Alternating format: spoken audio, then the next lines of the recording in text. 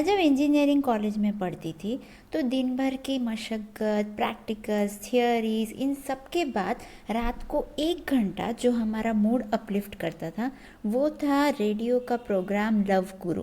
जी हाँ, लव गुरु सुनकर ऐसा लगता था कि वाह क्या एंटरटेनमेंट है, मज़ा आया। और लोग भी उनसे अपनी बातें ऐसे शेयर करते थे जैसे और कोई सुन ही नहीं रहा हो, और उन्हें विश्वास होता था कि जो वो रेडियो जॉकी उनसे कहेंगे वो सही कहेंगे, वो सच कहेंगे, वो विश्वास उन्हें था। ये सारी बातें मैं आपको क्यों बता रही हूँ? मैं इसलिए बता रही हूँ क्योंकि आज हम जानेंगे कि एक रेडियो जॉकी मतलब क्या होता है, एक रेडियो जॉकी कैसे बना जाता है, उनकी सैलरीज क्या होती है, और आखिरी में मैं दूंगी कुछ ऐसी टिप्स जो सारे रेडियो जॉकीज देते हैं और वो इंटरव्यू क्रैक करने के लिए भी आपकी मदद कर सकता है। तो चलिए बढ़ते हैं एपिसोड की तरफ, मगर चैनल को सब्सक्राइब कीजिए, लाइक कीजिए और जितना मर्जी चाहे शेयर ज़रूर कीजिए। तो चलिए बढ़ते हैं एपिसोड की ओर। तो सबसे पहले ये समझने की कोशिश करते हैं कि एक रेडियो जॉकी होता क्या है और उनका दिन कैसे गुजरता है।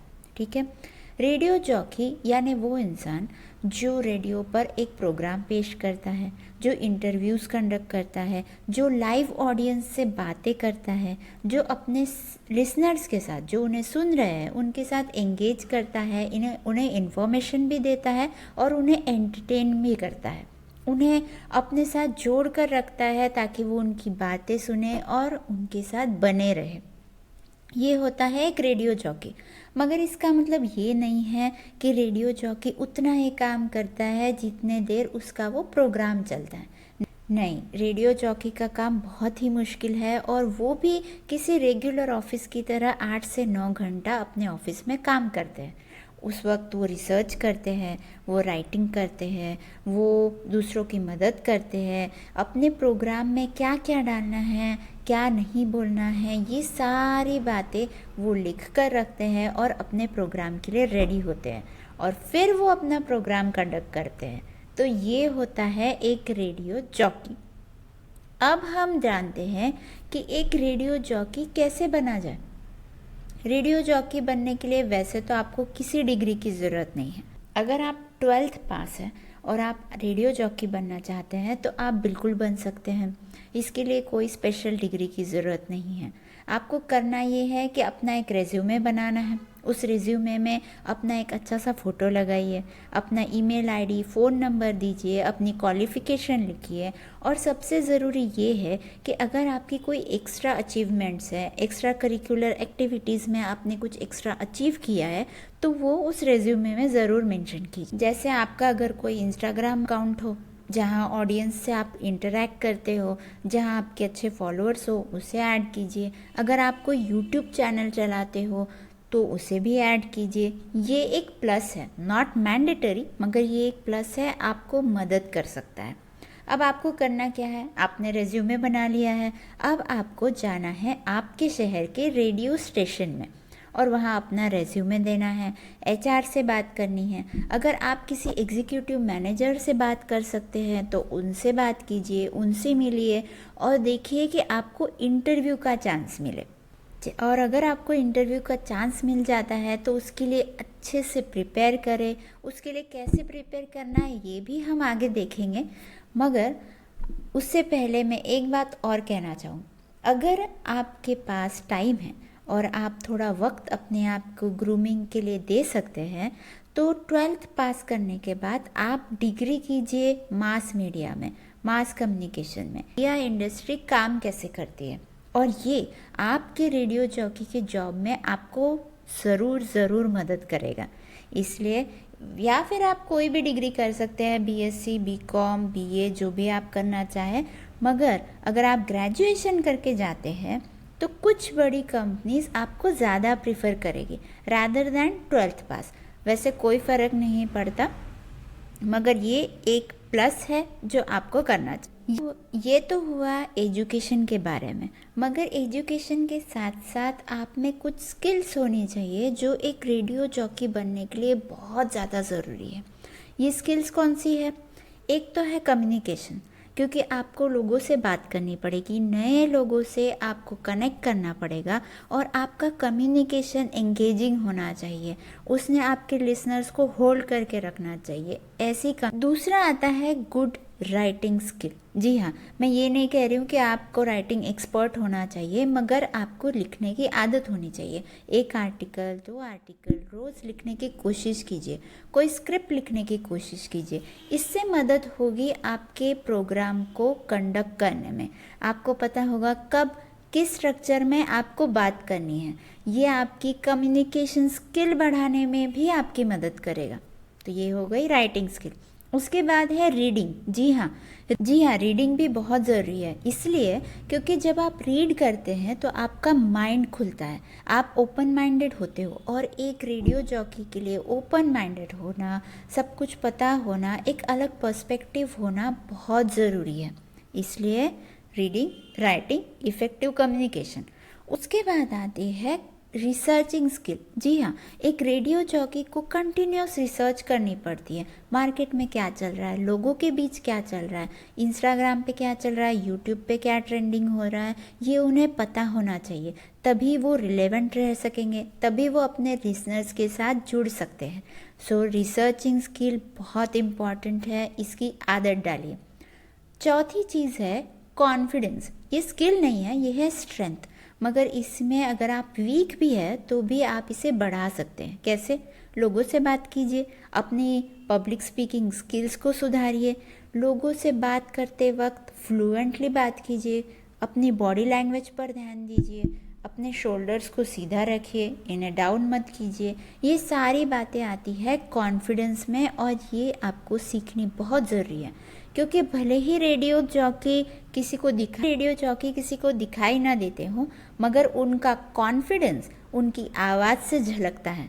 इसलिए ये याद रखिए कि आप भले ही दिखेंगे नहीं, मगर आपकी आवाज़ सब कुछ है। अब आवाज़ पे आ ही चुके हैं तो आवाज़ भी आपकी अच्छी होनी चाहिए, मगर ये मैंडेटरी नहीं है। आवाज़ पर काम किया जा सकता है, वॉइस मॉड्यूलेशन सीखा जा सकता है। अगर आप 12th के बाद डायरेक्ट रेडियो जॉकी के लिए अप्लाई कर रहे हैं तो मैं सजेस्ट करूँगी कि आप पब्लिक स्पीकिंग का कोई कोर्स कीजिए, या आप वॉइस मॉड्यूलेशन, वॉइस को कैसे अच्छा रखना है, इसका कोई कोर्स कीजिए। ऑनलाइन भी ऐसे कोर्सेज अवेलेबल हैं, वो कीजिए। उसके बाद आप अप्लाई कीजिए एज एन इंटर्न। अब आप जब इंटर्नशिप के लिए जा रहे हैं तो ये याद रखिए कि इंटर्नशिप में आपको कोई भी काम दिया जा सकता है। जैसे आपको रिसर्च का काम दिया जा सकता है, आपको थोड़ा बहुत म्यूज़िक का काम दिया जा सकता है, या आपको वीडियो एडिटिंग, ऑडियो एडिटिंग ऐसे काम मिल सकते हैं। सो इसके लिए थोड़ी सी तैयारी करके जाइए। वीडियो एडिटिंग, ऑडियो एडिटिंग ये देख कर जाइए। वीडियो एडिटिंग आप ओपन शॉट में कर सकते हैं, वो एक फ्री सॉफ्टवेयर है। आप ऑडेसिटी में ऑडियो एडिटिंग सीख सकते हैं, ट्यूटोरियल्स अवेलेबल है, पोस्टर्स कैसे बनाते हैं, थंबनेल्स कैसे बनाते हैं, ये सब कुछ आप थोड़ा सा देख कर जाइए तो आपको फ़ायदा होगा। क्योंकि इंटर्नशिप के बाद आपको पक्की जॉब भी तो चाहिए, और पक्की जॉब के लिए आपको वहाँ जो काम आए वो करना होगा, अपनी पूरी शिद्दत से करना होगा, ताकि वो कंपनी ये सोचे कि ये हार्ड वर्किंग इंसान है, इसे तो हमें लेना ही है। सो अपनी इंटर्नशिप को एक पक्के जॉब बनाने के लिए तैयार रहिए, हार्डवर्क के लिए। और ये कुछ चीज़ें हैं जो आप सीख लीजिए। अब आते हैं सबसे इम्पोर्टेंट चीज़, सैलरीज पर, राइट? तो सैलरीज जो है वो डिफ़र करती है हर रेडियो स्टेशन पे, क्योंकि रेडियो स्टेशन अगर बड़ा है तो वो ज़्यादा अच्छी सैलरीज देंगे, अगर रेडियो स्टेशन छोटा है तो वो थोड़ी कम सैलरी देंगे। मगर इसका मतलब ये नहीं होता कि आप छोटे रेडियो स्टेशन में काम ना करें। जी नहीं, बिल्कुल नहीं। आपको कोई भी अपॉर्चुनिटी मिले आपको ग्रैब करनी चाहिए और ग्रेजुअली अपनी प्रोग्रेस। तो इंटर्न्स को जो सैलरी मिलती है वो होती है अराउंड 5 से 10,000 के बीच में। अगर रेडियो स्टेशन बड़ा है तो आपको 10,000 तक मिल सकते हैं, अगर रेडियो स्टेशन थोड़ा छोटा है तो आपको 5,000 तक मिल सकते हैं। इसमें जो ड्यूरेशन होता है वो किसी का 3 महीने का होता है, किसी का 6 महीने का होता है, किसी का साल भर का होता है, ये भी डिफर करता है। तो जो भी हो वो आपको वहाँ पर जाकर ही पता चलेगा, और वहाँ से ही आपको आपकी सैलरी भी पता चलेगी। अब एक और चीज़ मैं बताना भूल गई थी कि अगर आप इंटर्न है, इंटर्नशिप चाहते हो और रेडियो स्टेशन में जाना चाहते हैं तो आप ज़रूर जा सकते हैं, वहाँ जाइए। मगर कोई कोई रेडियो स्टेशन हंट भी करते हैं, रेडियो जॉकीज हंट या इंटर्न्स हंट, वो कभी कभी यूट्यूब पर भी एड्स होती है। आप थोड़ा सा सर्च करेंगे तो आपको वहाँ एड्स भी मिल जाएगी और आपको वहाँ भी आप अप्लाई कर सकते हो। अब उसके बाद होता है इंटर्न और ट्रेनिंग। ये जो है ये एक रेडियो स्टेशन में एज एन आरजे ज्वाइन हो गए, अगर आपको वो जॉब मिल गई तो क्या होगा, आपकी सैलरीज होगी अराउंड 15 to 25,000। ओके, अगर रेडियो स्टेशन छोटा है तो मे बी 15,000, अगर रेडियो स्टेशन थोड़ा बड़ा है तो 25,000। ये हुआ स्टार्टिंग आरजे के लिए।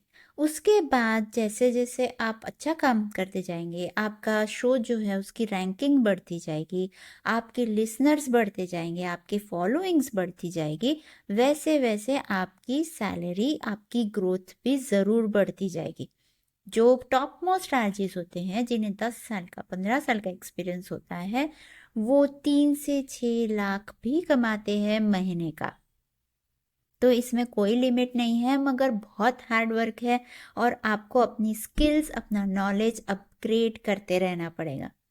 सो ये हो गई सैलरी की बात। अब चलते हैं कुछ ट्रिक्स एंड टिप्स की तरफ। टिप्स और ट्रिक्स में जो सबसे पहली बात मेरे रिसर्च में सामने आई और जो बहुत सारे आरजेज ने भी कहा है, वो है कि आप कभी किसी को कॉपी मत कीजिए। अगर आप आरजे बनना चाहते हैं, आप किसी को फॉलो भी करते हैं, आपका कोई फेवरेट आरजे भी है, मगर तो भी उन्हें कॉपी मत कीजिए। उनसे इंस्पायर हो सकते हैं, उनकी कुछ अच्छी बातें आप अडाप्ट कर सकते हैं, मगर उन्हें कॉपी मत कीजिए, क्योंकि यहाँ पर आपकी ओरिजिनलिटी ख़त्म हो जाएगी। आपकी ओरिजिनलिटी अगर ख़त्म हो जाएगी तो कोई आपको क्यों सुनेगा, क्योंकि जिसे आप कॉपी कर रहे हैं उसे ऑलरेडी लोग सुन रहे हैं। फिर आप नया कुछ नहीं ला रहे हैं टेबल पर, इसलिए कुछ नया लेकर आइए, अपनी ओरिजिनलिटी लेकर आइए, क्रिएटिविटी लेकर आइए। तभी लोग आपको पसंद करेंगे, आपको फॉलो करेंगे और आप आगे बढ़ सकते हैं और एक लंबा करियर इसमें कर सकते हैं।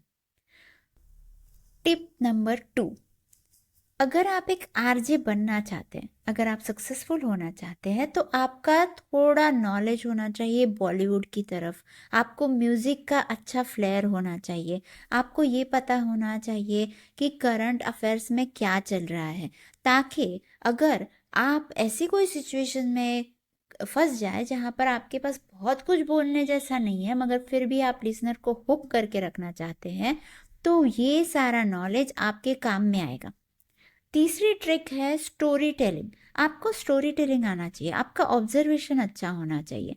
देखिए, स्टोरीज जब हम किसी को सुनाते हैं तो वो हमारे साथ जुड़ जाते हैं, उन्हें इंटरेस्ट आने लगता है। वो स्टोरी टेलिंग स्किल ज़रा बढ़ाइए, अकेले में प्रैक्टिस कीजिए, मगर ये स्किल यकीन मानिए आपको बहुत आगे ले जाएगी।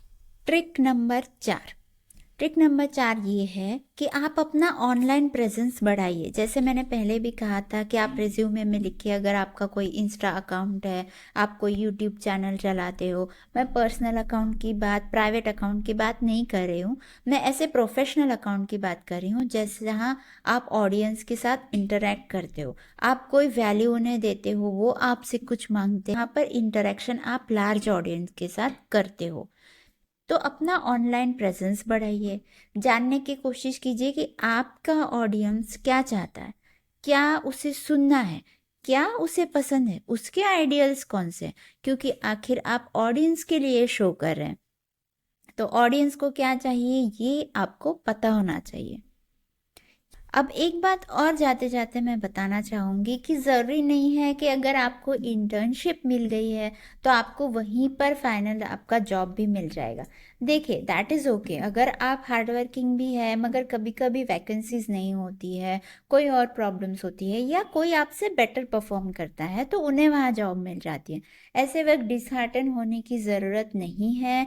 आप अपनी इंटर्नशिप कंप्लीट करके वहाँ का एक्सपीरियंस लेटर लेकर किसी और रेडियो स्टेशन में जा सकते हैं, वहाँ पर अपना एक्सपीरियंस दिखाइए, वहाँ पर ट्राई कीजिए कि आपको जॉब मिले। हार्ड वर्किंग है, आप में स्किल्स है, तो आपको एक जॉब ज़रूर मिलेगा। तो आपको एक जॉब ज़रूर मिलेगा। तो आज हमने देखा है कि आरजे क्या होते हैं, आरजे के लिए स्किल कौन सी होती है, इन्हें सैलरीज क्या मिलती है और आप आरजे कैसे बन सकते हैं। अगर आपके और भी कोई क्वेश्चंस है, किसी और सब्जेक्ट के बारे में आप जानना चाहते हैं, तो हमें कमेंट्स में ज़रूर बताइए। और इस वीडियो को लाइक शेयर सब्सक्राइब करना तो बिल्कुल मत भूलिए। धन्यवाद।